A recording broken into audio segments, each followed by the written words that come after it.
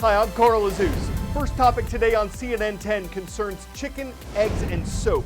3 items available right now at practically any grocery store in America, but much harder to come by and afford in a country just 90 miles from U.S. soil.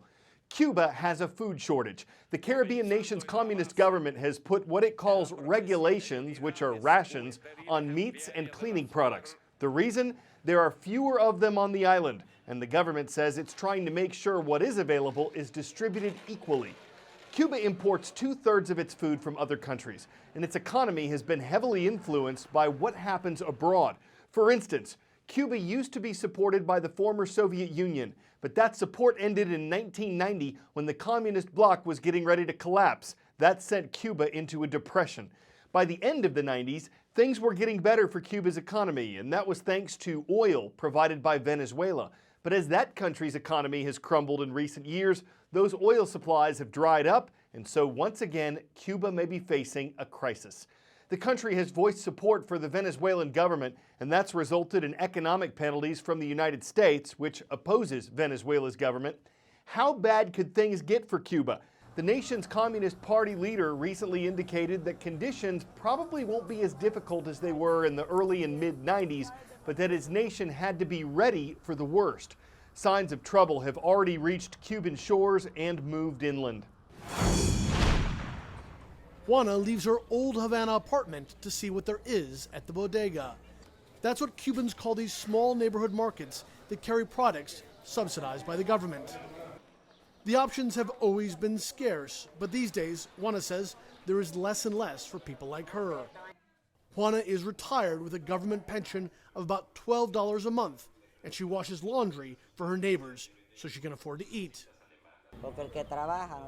If you work, you don't get anything, she says. When you go to a market, there's nothing. The people who buy to resell take everything. Facing the worst food shortages in years, the Cuban government is implementing even stricter rationing on increasingly hard-to-find products like chicken, eggs, and soap. The government blames the shortages on increased U.S. sanctions, but the slow collapse of socialist ally Venezuela, which sends Cuba most of the island's supply of oil, is also taking a toll. Cuba imports most of the food its citizens consume, and the government has the monopoly on those imports. Cuban officials have told the populace to remain calm. Every day, though, there are longer lines at this government-run supermarket, which charges for mostly imported goods at prices far beyond what many Cubans can afford to pay. Hoarding of products is increasing as fears grow that a severe economic crisis is on the horizon. So there's several hundred people here who have been here for hours waiting because the word has gotten out that there will be chicken at this market. I got a message on a social media app called Donde hay comida, where is there food? The problem is, though, even if you get here, you have to get here early to make sure you're in the right place in line, because by the time you get inside, there may be none left. For many Cubans, this has become a daily ritual, waiting in line for hours to buy a single item.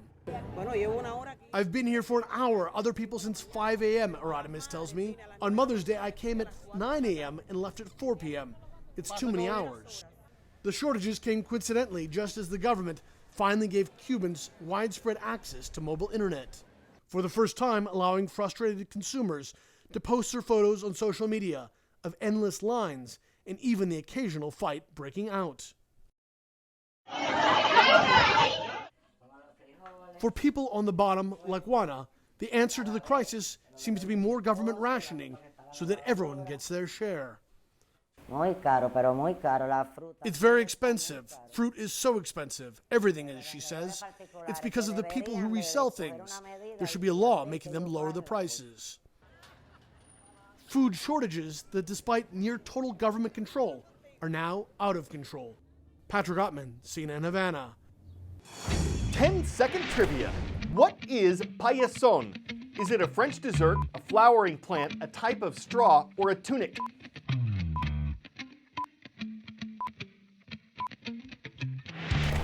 This is a type of straw that's woven to make hats.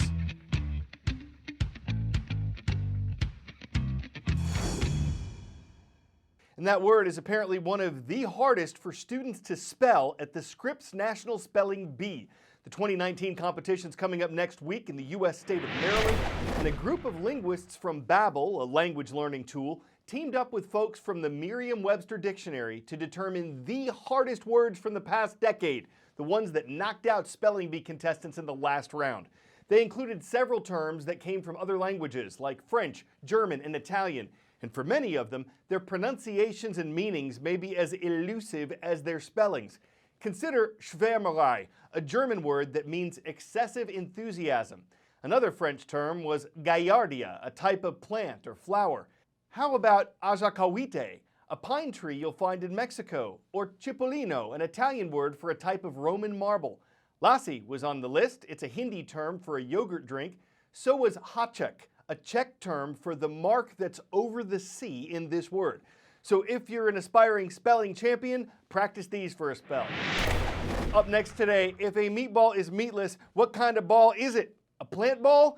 The one that IKEA is developing is. The Swedish company is one of many trying to cash in on a growing demand for meat alternatives, which are intended to taste like beef but be healthier. Not everyone's on board. For some consumers, the taste of plant-based meat alternatives simply isn't meaty enough. There's also a growing consumer preference for simple, natural foods with few ingredients. Meat alternatives can have more than 15 ingredients. A U.S. food market analyst says that could cause problems for the industry in the years ahead. The unmistakable sizzle of meat on the grill. The real meat and the beyond meat. We have our Beyond Burger over here, and we have our beef burger over here. Once you dress them up, it's impossible to tell the difference. At this Bear Burger restaurant in Manhattan, burgers made from plant protein make up a meaty portion of sales. The response has been great. It's been so great, in fact, that our menu is now 50% vegan. Cheers. For first-timers, it takes a little getting used to. A little smoky. It's like crispy. And very crispy, yeah. But it doesn't taste like a real It doesn't taste like a burger burger. at all. Investors, though, had no trouble taking their first bite. Beyond Meat's beefy IPO soared 160% on its first day of trading on May 2nd, the best IPO jump of a major US company since the financial crisis. Analysts believe it's part of a veggie revolution that is just getting started. If it follows the same path that the plant-based beverage market followed, you'd see it growing from roughly $13 billion, $14 billion today up to potentially over $40 billion over the next decade. While Beyond Meat is not yet profitable, its revenues are up more than 130% in each of the past 3 years, and it's expanding into new product categories like meatless sausage. It's not just vegans and vegetarians that are interested in this. In fact, 93% of the people that are putting the Beyond Burger in their cart at the nation's largest grocer are also putting animal protein in their cart. It's a tremendous sign that we're able to grow the business. Thank you very much. Now the Beyond Burger, it does have some competition, mainly from this one, which is the Impossible Burger from Impossible Foods. That's already on the menu at Burger King, which is rolling out the Impossible Whopper. McDonald's is also selling a meatless burger in Germany made by Nestle, and Tyson Foods, one of the world's biggest meat producers, is also set to launch a fake meat. Well, they both smell like meat. As for my first bite, well, it felt like eating a burger, just a little less beefy. Well, I quite like them. They're not exactly like meat, but they are something interesting, and I do think this might be a taste of things to come. Claire Sebastian, CNN, New York.